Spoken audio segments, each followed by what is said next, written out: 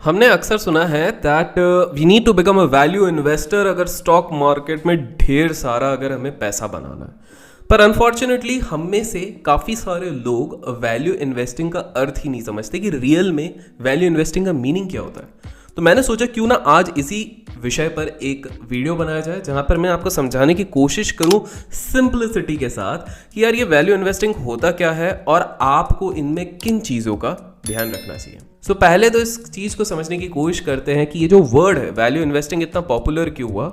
वो इसलिए because 75 billion dollar से भी ज़्यादा वर्थ एक इंसान ने अपने लाइफ में रखी, अपना उतना पैसा कमाया और वो भी केवल और केवल वैल्यू इन्वेस्टिंग से। And he is none other than the legendary investor Warren Buffett sir.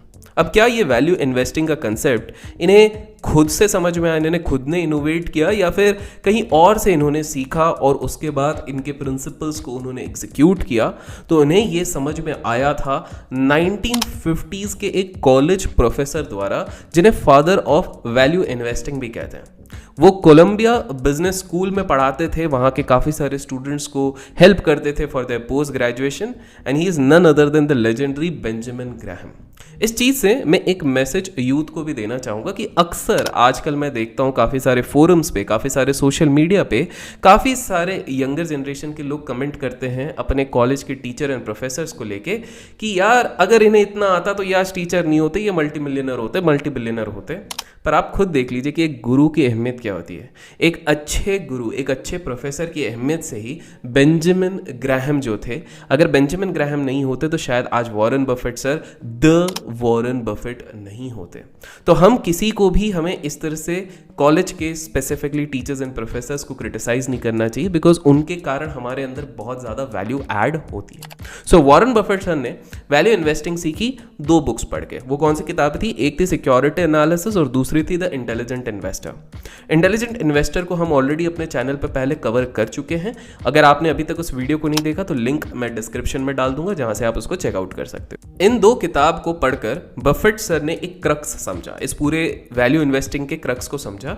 और उन्होंने पहली चीज ये समझी कि there is a difference between speculation and investing. Speculation एक टर्म होता है जो यूज किया जाता है ट्रेडर्स के लिए, जो दिन प्रतिदिन in out in out in out होते हैं। और इन्वेस्टिंग एक शब्द होता है उन लोगों के लिए जो एक लंबे समय तक किसी भी सिक्योरिटी या एसेट क्लास को होल्ड करके लगते हैं। अभी आप लोगों को लगता होगा कि इसमें कौन सी बड़ी चीज है, बट ये मैं आपको बता दूं कि ये इन अर्ली 1920 एंड 1930 में ज्यादा डिफरेंस नहीं था। आप समझिए उस समय पे हर कोई बेस्ड ऑन इंफॉर्मेशन, हर कोई बेस्ड ऑन गैम्बलिंग, हर कोई बेस्ड ऑन इंट्यूशन, इसी बेसिस पे हर कोई इन्वेस्ट एंड ट्रेड करते थे। तो वो थिन लाइन ऑफ डिफरेंस नहीं थी। तो वॉरेन बफेट सर को उस समय पे ये चीज समझ में आई।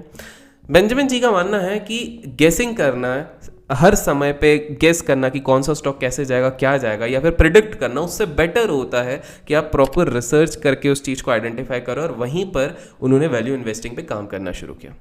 फिर 1934 में बेंजामिन ग्राहम और उनके साथ उनके एक मित्र थे प्रोफेसर डेविड डॉफ। उन दोनों ने मिलकर काफ़ी सारे रिसर्च मेथड्स पे वर्क करा और उन्हें पब्लिश किया किताब में जिसका नाम था सिक्योरिटी एनालिसिस, जो बाद में वैल्यू इन्वेस्टिंग के लिए बाइबल बना। जी हाँ, मैं आपको बता दूं बड़े बड़े पोर्टफोलियो मैनेजर्स, बड़े बड़े हेज फंड मैनेजर्स, इन सब ने ये किताब अपनी लाइफ में पढ़ी हुई है।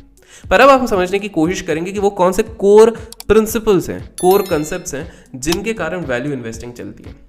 जब ये बुक लिखी गई थी तो इसमें काफ़ी ज़्यादा एकेडमिक थ्योरी इन्वॉल्व की गई थी, बिकॉज आफ्टर ऑल प्रोफेसर्स ने लिखी थी, बट साथ में उन लोगों ने अपने प्रैक्टिकल एक्सपीरियंसेस भी इन्वॉल्व किए थे। और लिखा तो इनने बहुत कुछ था, 620, 30, 40 पेज की किताब है, लेकिन इसमें से 4 मेजर प्रिंसिपल्स निकलते हैं वैल्यू इन्वेस्टिंग के जो आप स्टॉक मार्केट में लगा सकते हो। वो कौन से हैं? वॉरेन बफेट सर ने ढेर सारे पैसे बनाए with value investing with the help of 5 things. जो पहली चीज उनने करी थी, जो आपको भी करनी चाहिए, वो सबसे इंपॉर्टेंट चीज होती है, वो इस वीडियो को लाइक कर देना। सो अब स्टेप बाय स्टेप हम चारों प्रिंसिपल्स को समझेंगे। पहला है इंट्रिंसिक वैल्यू। पहले आप इस चीज को समझिए आसान शब्दों में। इंट्रिंसिक वैल्यू का अर्थ होता है किसी भी एसेट क्लास का एक्चुअल वर्थ, ट्रू वर्थ। हम अक्सर केवल प्राइस देखकर किसी भी चीज की वैल्यू को समझने का प्रयास करते हैं, स्पेसिफिकली स्टॉक मार्केट में। इसको एक सिंपल एग्जांपल देता हूं।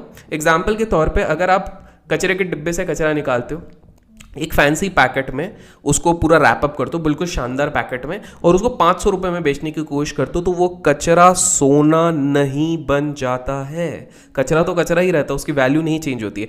वैसे ही अलग अलग फैक्टर्स लाइक अर्निंग्स हो गए, डिविडेंड्स हो गया, प्रमोटर्स क्या करें एक्सेट्रा, इन सब से इंट्रिंसिक वैल्यू डिफाइन होती है किसी भी स्टॉक की। By the way, value investing पे अगर आपको और वीडियोस चाहिए इसी की डिटेलिंग में, तो मेक श्योर आप कमेंट में वैल्यू टाइप करें। जितने ज्यादा कमेंट्स दिखेंगे उतने जल्दी वीडियो आएगा। जो नेक्स्ट चीज हर वैल्यू इन्वेस्टर को ध्यान देना चाहिए एज पर बेंजामिन जी, वो होती है मिस्टर मार्केट। जैसे एक इंसान के अलग अलग मूड होते हैं, लाइक अचानक से एक्सट्रीमली हैप्पी हो जाते हैं, अचानक से एक्सट्रीमली सैड हो जाते हैं, डिप्रेस हो जाते हैं।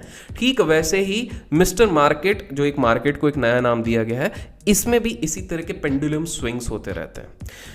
बेंजामिन ग्राहम जी के हिसाब से बाजार एक एक्सट्रीम पेसिमिज्म और एक्सट्रीम ऑप्टिमिज्म, मतलब बहुत ही ज़्यादा नेगेटिव पैनिक वाला चीज़ प्लस बहुत ही ज़्यादा यूफोरिक, उस फेज में ही स्विंग करता रहता है। और एक अच्छा वैल्यू इन्वेस्टर वो होता है जो समझता है कि जब पूरा मार्केट एक्सट्रीम यूफोरिया में, हर कोई बाय कर रहा है, हर कोई पॉजिटिव है, तब वो बेचता है, और जब पूरा मार्केट पैनिक में है, नेगेटिव में है, तब आपको खरीदना होता है। इसी चीज में मुझे हेल्प करता है टिगर टेप, जिसमें MMI इंडिकेटर से मैं बाजार का सेंटिमेंट समझने की कोशिश करता हूं, प्लस इसके स्क्रीनर से मैं वैल्यू कहां पर अवेलेबल है वो पता करने की कोशिश करता हूं, प्लस म्यूचुअल फंड की भी एनालिसिस कर लेता हूं।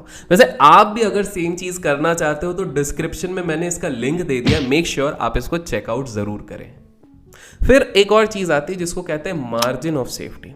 इस पर काफ़ी सारे रिटेल इन्वेस्टर्स इस पे कभी ध्यान नहीं देते, लेकिन आपको समझना है कि मैक्सिमम लोग बुल मार्केट के टॉप पे, जब मार्केट एकदम ऊपर जा रहा है, आउट ऑफ फोमो बहुत सारे स्टॉक्स खरीद लेते हैं, जिसके कारण अचानक से अगर बाजार करेक्ट होता है, वो सेक्टर करेक्ट होता है, वो साइकिल करेक्ट होता है, तो उनको भारी नुकसान हो जाता है। बेंजामिन जी का मानना है दैट आपकी सेफ्टी बढ़ जाती है जब आप इंट्रिंसिक वैल्यू के काफी नीचे नहीं, काफी नीचे अगर किसी स्टॉक को खरीदते हो। बेसिकली अगर साधारण शब्दों में कहूं तो जब आप सेल में किसी भी चीज को खरीदते हो, उदाहरण के तौर पे जो मैंने लास्ट मंथ 20-21 तारीख के आसपास स्टॉक्स खरीदे, तो उसमें मुझे मार्जिन ऑफ सेफ्टी ज्यादा है, बिकॉज मार्केट तब गिरा हुआ था, एज कंपेयर टू जो स्टॉक्स मैं अब खरीदने जाऊंगा, बिकॉज यहां से मार्जिन ऑफ एरर ज्यादा है। सो आप हमेशा पेशेंस रखिए, because most of the stocks जिनकी इंट्रिंसिक वैल्यू से बहुत ज्यादा ऊपर है, वो आपको एक्सपेंसिव मिलेंगे, आपके फंसने के चांसेस हो सकते हैं।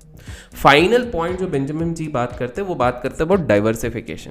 बेंजामिन ग्राहम जी का मानना है दैट इन्वेस्टर्स को अपने पोर्टफोलियोज डाइवर्सिफाई करके रखने चाहिए इन मल्टीपल स्टॉक्स। जैसे कि आपने एक स्टॉक नहीं, आपने 5-6 स्टॉक लिया, इससे क्या होता है, आपका रिस्क कम हो जाता है। अक्सर हमने देखा है कि लोग क्या करते हैं कि एक स्टॉक देखते हैं 10 रुपए का, तो सारे का सारा पैसा उसमें लगा देते, कल को वो बैंकरप्ट हो गया, आपके पैसे फंस गए, 5 साल तक नहीं चला, आपके पैसे फंस गए। इसी के साथ बेंजामिन जी ये भी कहते हैं कि लॉन्ग टर्म इन्वेस्टिंग के ही फेवर में हमें हमेशा रहना चाहिए in case of short term speculation and fluctuation, because short term fluctuation पे ना तुम्हारा ना मेरा किसी का भी हाथ नहीं है गालिब, लेकिन लॉन्ग टर्म में मैक्सिमम लोग पैसा बना सकते हैं। सो बेसिकली वैल्यू इन्वेस्टिंग के क्रक्स या नटशेल में अगर हम समझने की कोशिश करें, तो जब भी कोई चीज डीप डिस्काउंट या फिर सेल पे चल रही है, जैसे अमेजॉन का सेल चलता है या बिग बिलियन सेल चलता है, उस समय पर जब आप खरीद लेते हो तो वो होता है वैल्यू इन्वेस्टिंग। आपको क्या लगता है, लॉन्ग टर्म इन्वेस्टिंग के रूल्स आज के समय पे भी वैलिड हैं या फिर कंप्लीटली इनवैलिड हो चुके? कमेंट्स में अपनी राय जरूर बताइएगा, और अगर प्रयास पसंद आया तो वीडियो को लाइक करना ना भूलिएगा। Till then keep learning, keep growing, keep investing and keep trading.